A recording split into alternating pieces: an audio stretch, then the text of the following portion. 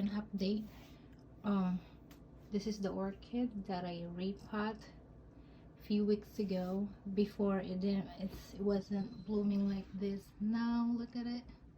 It is blooming.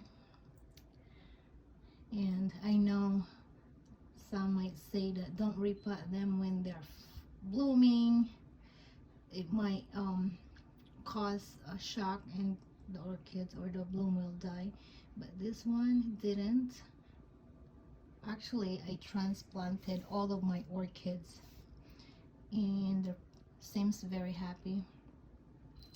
And look at this one right there. I transplanted it into a tree branch, and there's another one right there.